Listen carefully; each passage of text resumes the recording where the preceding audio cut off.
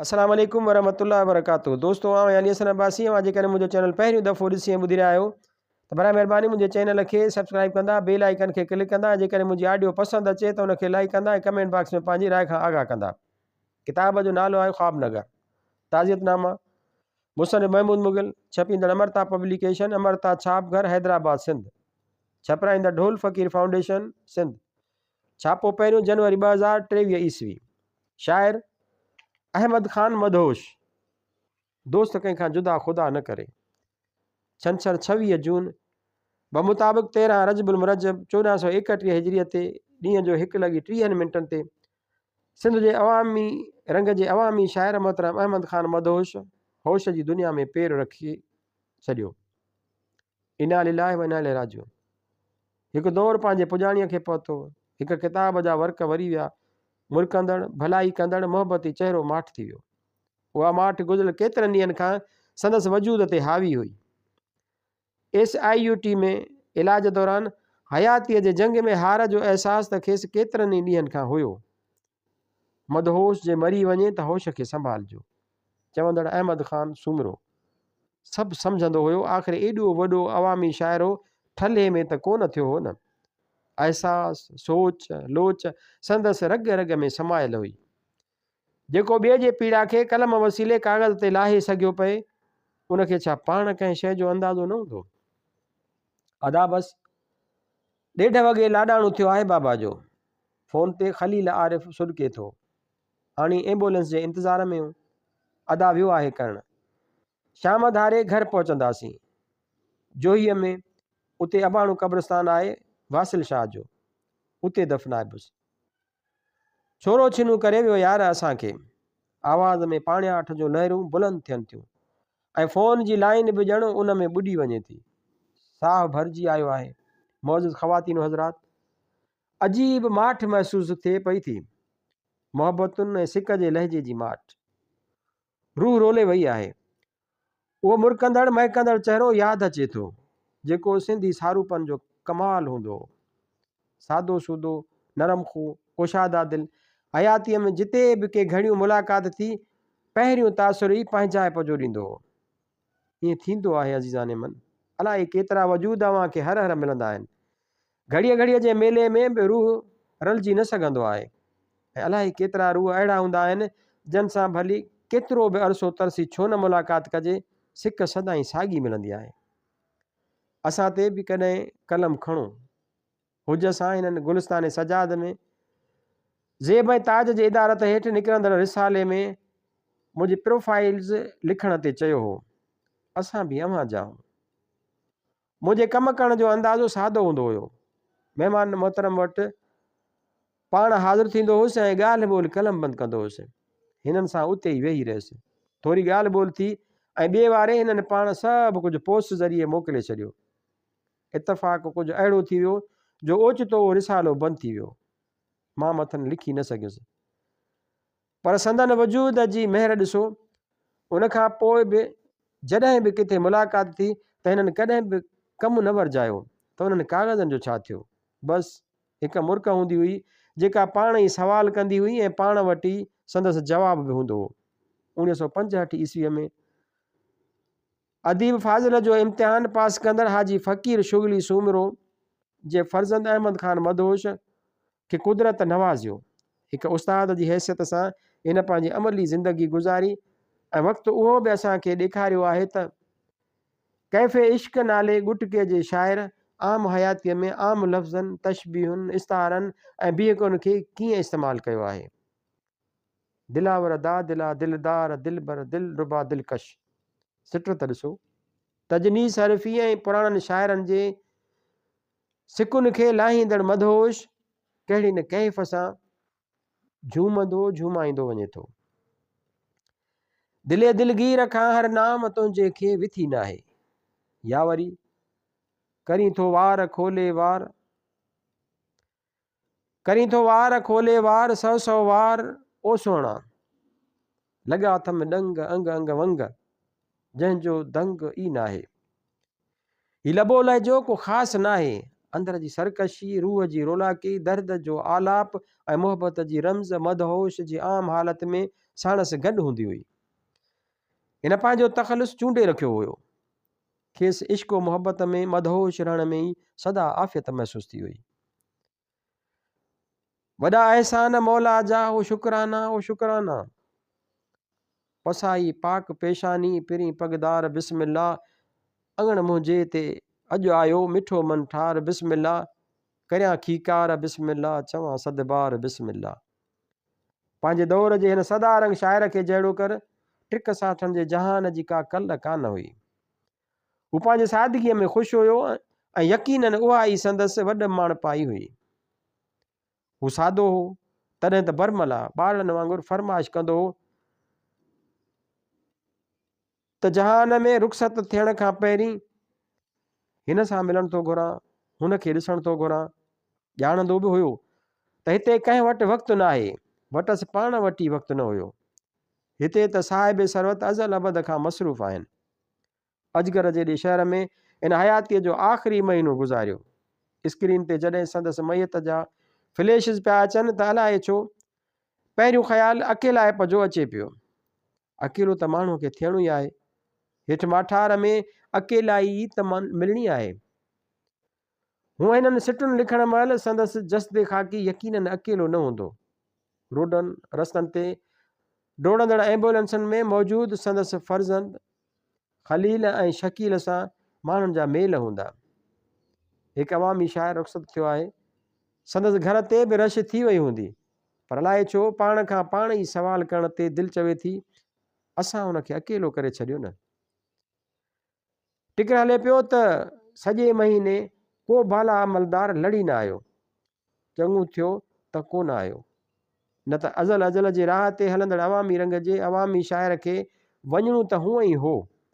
जे कंहिं गुलदस्ते कंहिं लिफ़ाफ़े जे बार हेठि हलियो वञे हा त शायदि संदसि कदावर शख़्सियत पंहिंजे कद में इज़ाफ़े खे ॾिसी न सघे हा। ऐं हूअं बि अहमद ख़ान मदहोश आम शाइर हुयो, को ख़वास जो दोस्त त न हुयो जो खेनि संदसि विछोड़े या हालत जी ख़बर हुजे हा। दोस्त कंहिंखां जुदा ख़ुदा न करे, कंहिंखे ई ग़म अता ख़ुदा न करे, मुंहिंजो सीनो ॻभा ॻभा थी पए, तीर तुंहिंजो ख़ता ख़ुदा न करे, रोज़े महशर सवाइ तुंहिंजे बि का बि मूंखां पुछा ख़ुदा न करे, तोखे साम्हूं विहारे मदहोश छा करे जे ख़ुदा ख़ुदा न करे। बहरहाल सानियो त थियो आहे।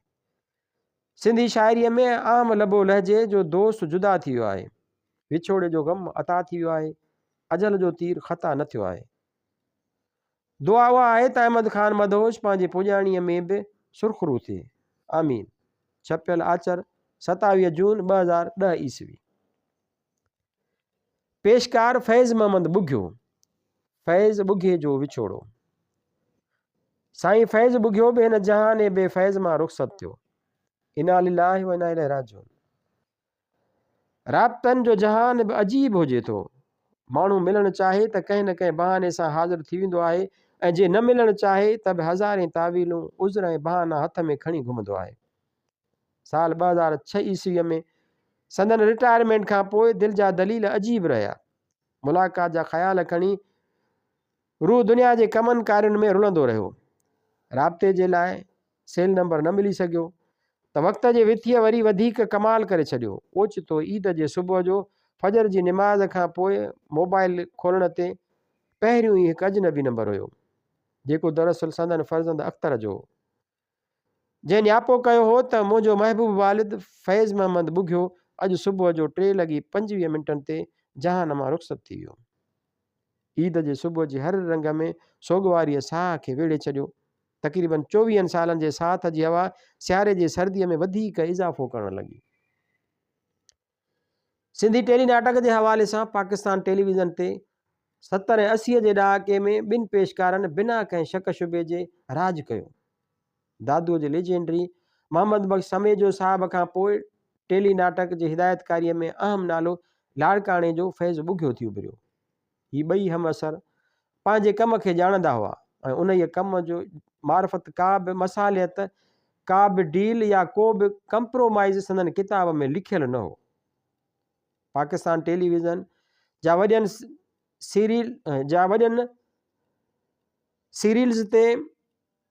सीरियल्स ते नाज़ करे थो। उन्हनि मां कुझु अहम कम फैज़ साहब कया। बाख, मिल्कियत, पाताल, रिश्ता नाता ऐं तक़रीबन 80 खां मथे इनफ़रादी ड्रामा फैज़ बुघे जी शनाख़्त बणिजी विया। उहा शनाख़्त ख़ाली हिन जी कान रही। असांजो जग मशहूरु अदाकार सलाहुद्दीन तुनियूं बि अॼु ताईं बाख जे मौलूअ खे न विसारे सघियो आहे। सलाह बिला शक शोहरतूं माणियूं आहिनि, पर फैज़ साहब जी हिदायतकारीअ में मौलूअ जो किरदारु खेसि लाज़वाल अदाकार बणायो वियो। उहो ई ज़मानो हो जॾहिं शौकत शोरे ऐं फैज़ बुघे जी जोड़ी उभरी हुई। अदा शौकत हुसैन शोरो ऐं अदा फैज़ बुघियो असां लाइ सदाईं वॾनि भाइरनि वांगुरु रहिया ऐं यकीनन फ़न जी स्क्रीन ते संदन नालनि जो साथ असां मां अलाही केतिरनि लाइ उत्साह जो सबबु बणियो। हिते उहो लिखंदे को बि वधा नथो महसूसु थिए त बाख जे मौलूअ जे अपीयरेंस लाइ बि माण्हू एतिरो ई इंतज़ारु कंदा हुआ जेतिरो वारिस जे चौधरी हशमत लाइ कयो वेंदो हो। उहे ॿई किरदार टेलीविज़न जी किरत खे मुकमिल पज़ीराई ॾेई विया। शौकत शोरो फैज़ बुघियो ऐं सलाहुद्दीन तुनियो हिकु अहम ट्रिकुंडो बणिजी चुको हो।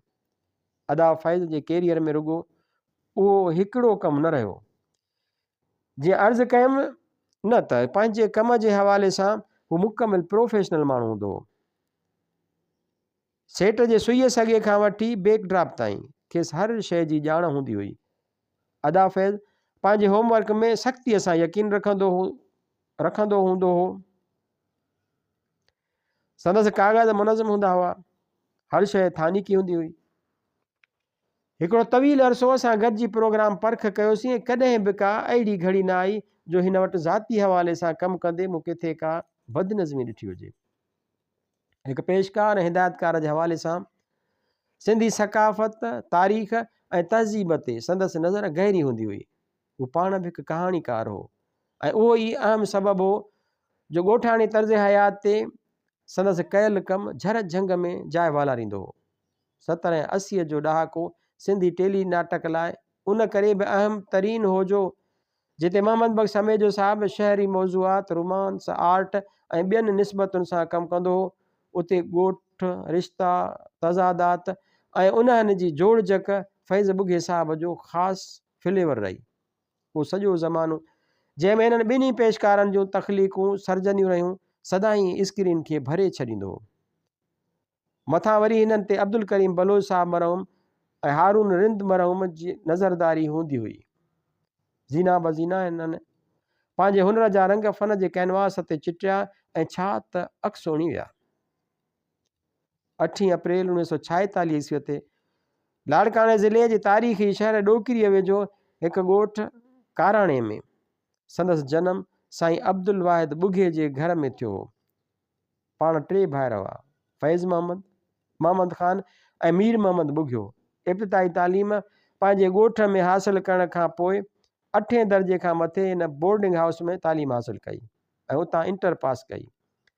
फैज़ मोहम्मद बुघे इस्लामिक हिस्ट्री ऐं इंटरनेशनल रिलेशन में डबल MA कई ऐं 1974 ईस्वीअ खां पाकिस्तान टेलीविज़न खे असिस्टेंट प्रोड्यूसर जे हैसियत में जॉइन कयो।